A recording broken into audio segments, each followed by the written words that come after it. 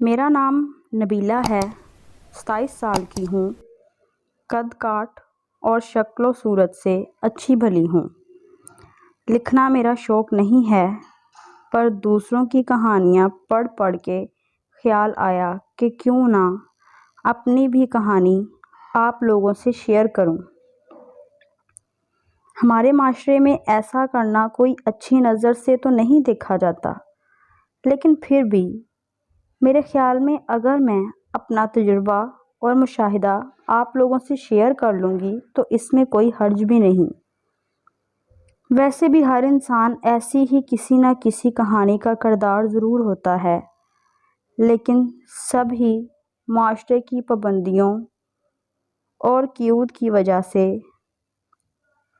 اپنے کردار کو بیان نہیں کر پاتے۔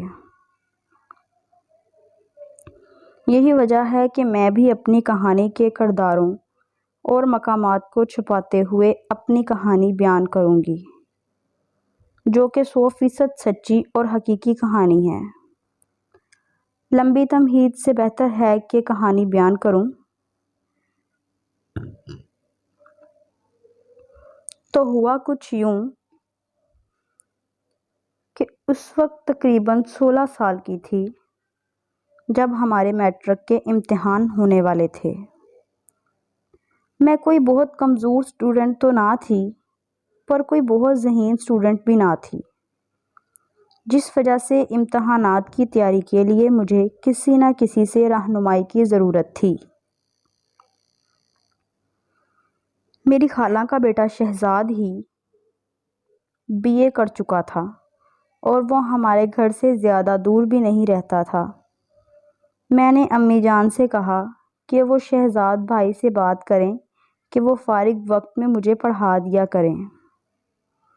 اس طرح مجھے ٹیوشن کے لیے زیادہ دور نہیں جانا پڑے گا، آنے جانے کی پریشانی بھی نہیں ہوگی اور وقت بھی ضائع نہیں ہوگا۔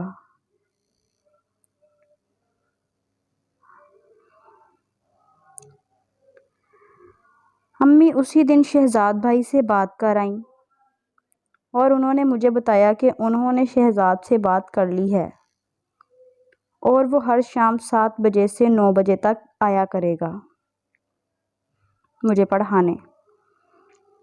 اس دن میں نے جلدی تمام کام نپٹا لیے اور اپنی کتابیں لے کر ڈرائنگ روم میں پڑھنے بیٹھ گئی۔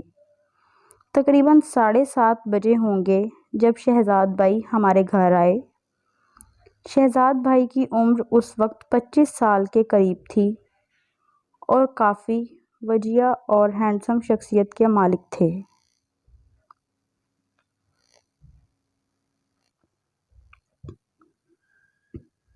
ان کا قد 6 فٹ کے قریب، جبکہ جسم مضبوط اور توانا۔ کلین شیو کے ساتھ سانولا رنگ قیامت خیز تھا۔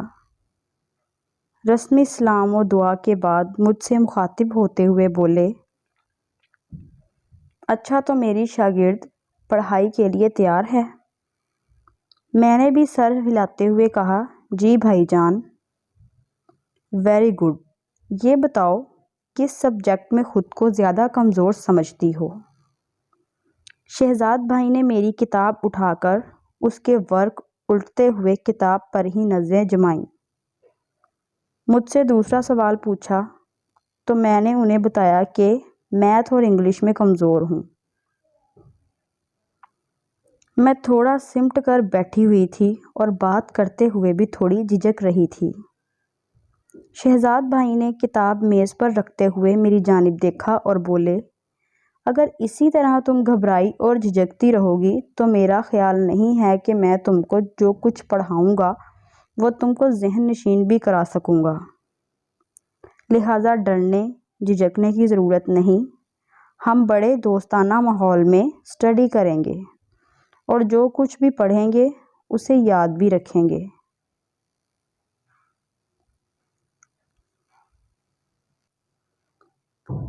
جی بہتر۔ میں خود کو تھوڑا ریلیکس ظاہر کرنے کی کوشش کرتے ہوئے بولی، اس دن پڑھائی تو کوئی خاص نہ ہوئی، البتہ شہزاد بھائی نے اپنوں باتوں اور چٹکلوں کی مدد سے میری جھجک دور کر دی۔ میں اب کافی ریلیکس بھی تھی۔ یہی وجہ تھی کہ میں شہزاد بھائی کے چٹکلوں کا جواب بھی چٹکلوں کی صورت ہی دے رہی تھی۔ میرا چنچل پن بیدار ہو چکا تھا۔